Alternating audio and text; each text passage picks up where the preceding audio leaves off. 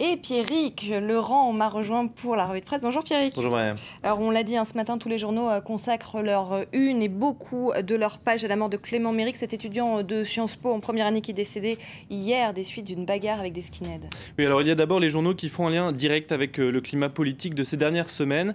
Un climat nauséeux, nous dit l'Humanité.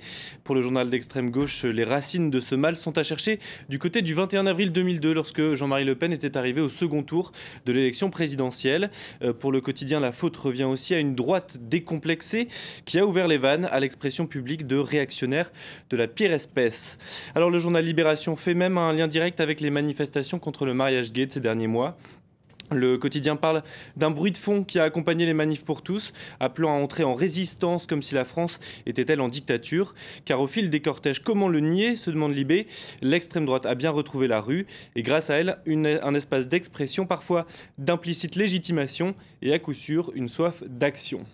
Mais toute la presse n'est pas de cet avis, en tout cas ne communique pas leurs idées. Certains journaux appellent justement à éviter les amalgames dans ce climat un peu tendu. Oui, c'est le cas de La Croix ce matin qui regrette que certains ne s'en tiennent pas à la condamnation des faits et à l'émotion. Il dénonce la manif pour tous qui aurait envenimé le débat et couvert des débordements.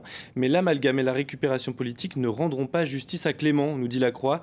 Il faut comprendre ce qui s'est passé. S'il se trouve clairement impliqué, il faut sanctionner ces groupes qui cherchent à casser l'adversaire plutôt qu'à convaincre, mais chacun doit s'interroger sur sa manière d'apaiser le climat ou au contraire de faire monter les antagonismes. Et on a beaucoup parlé d'extrême hier, Pierrick, puisque Clément Méric faisait partie d'un mouvement antifasciste, un mouvement d'extrême gauche. Libération explique les origines justement de ce mouvement. Oui, Libé explique que le mouvement Action antifasciste Paris-Banlieue, donc qu'avait rejoint Clément Méric, a un objectif, ne pas laisser la rue à l'extrême droite. Cela se traduit donc par des bagarres lors de rassemblements justement de l'extrême droite. Ce mouvement ne compterait qu'une petite centaine de membres, tout au plus, mais un chiffre qui reflète justement l'état des forces antifascistes en France, clairement en déclin.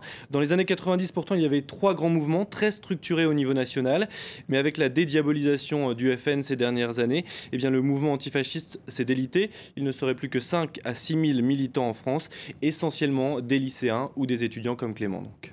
Et l'extrême droite aussi, on en parle. La presse tente un état des lieux de ces groupuscules radicaux, car il en existe plusieurs. Oui, le site Slate se demande combien justement y a-t-il d'individus, de groupes d'extrême droite qui revendiquent la violence en France. Il serait peut-être 400 individus, même s'il est impossible d'avoir un chiffre précis. Leur radicalité, leur mode d'action, en tout cas, en font une force de nuisance considérable par rapport à la réalité de leurs effectifs. Alors quelques groupes sont tout de même bien connus, les jeunesses nationalistes révolutionnaires, auxquels justement appartiendraient les agresseurs. Il compterait une trentaine de membres seulement.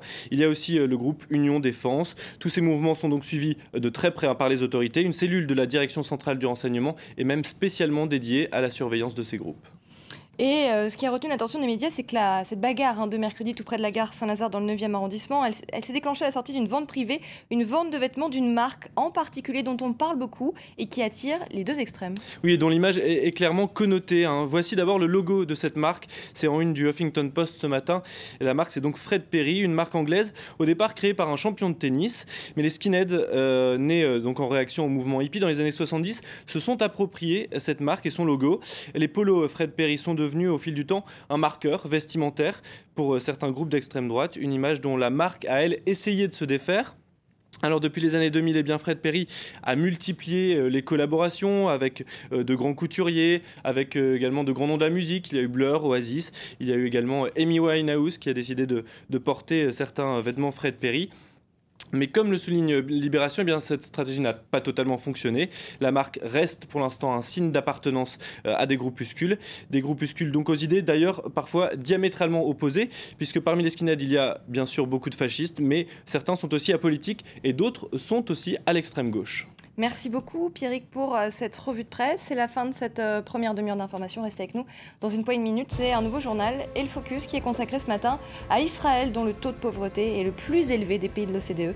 Il y aura également du sport avec le Portugal qui se prépare à affronter la Russie pour un match qualificatif de la Coupe du Monde.